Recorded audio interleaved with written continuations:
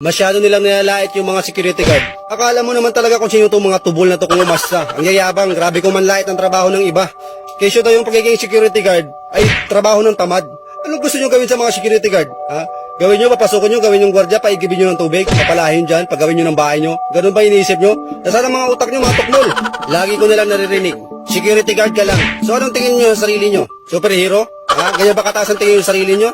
Masyado mayayabang tong mga libagi na to sa utak eh. Akala mo kung sino magsalita. Kesyo daw yung pagiging security guard ay isang mababang uri ng trabaho dahil taga-bukas, taga-sara lang ng pinto pag pumapasok sila, lalo na yung mga mata pobre. Hindi nyo kasi na-appreciate yung trabaho ng mga security guard. Ang yayabang kasi ng tingin yung sarili, masyado kayong mataas. Hindi nyo na-appreciate yung mga security guard, napakadelikadong trabaho niyan. Buhay ang kapalit niyan. Buhay ang sinasangla niyan sa trabaho niyan. Hindi yung porkit nakikita yung nakaupo, nakatayo, ganun lang kasimple, ni ganun yun.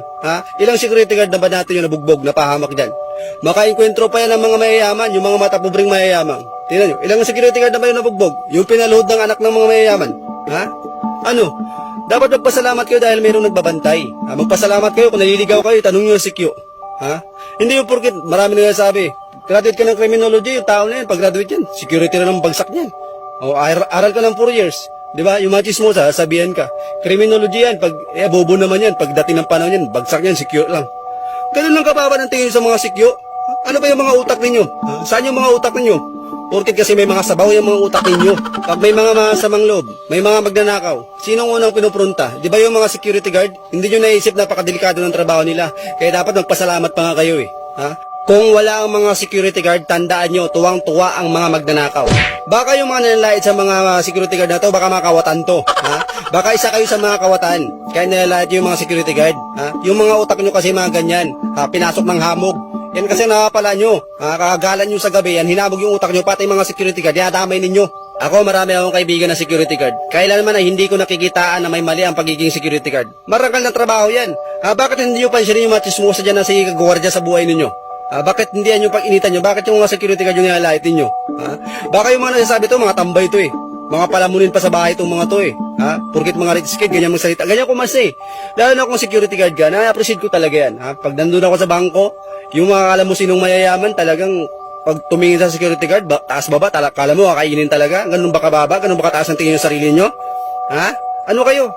Tandaan nyo kung saan kayo pupunta. Walang tatagal dito sa mundo, tandaan nyo Saan kayo babagsak? Nasa lupa rin kayo. Oo, din kayo. Huwag kayong umasa na kala nyo kung sino. Ako nagpapasalamat ako sa mga security guard. Napaka-approachable nila. Kahit na hindi ka kilala, ngitian ka. Ikaw, kaya mo bang umiti sa kanila ng maayos? Yung iba nga dyan, matapobre talaga eh. Pag pumasok, yung mga gwardya, susungitan pa. Akala mo naman talaga kung sino. Ayun hello mga kaibigan, ako nga pala si Mr. Focus nagbabalik para sa inyong mga request. And today, gusto ko lang i-shoutout lahat ng mga security guard natin dyan. Mabuhay kayo, hayaan nyo yung mga nalalait sa mga trabaho ninyo, mga ubo sa utak yan. Basta ako, bilib na bilib ako sa inyo, ipagpatuloy nyo lang yung trabaho ninyo. Huwag kayong mahiniwala sa kanila. Shoutout nga pala sa mga kaibigan ko mga security dyan, lalo na kay Jomer Burlas. Kababata ko yan, napakabait na tao yan, wala akong masasabi dyan. At hindi ko man lang nilalait yung mga security na to dahil napakarangal na trabaho yan.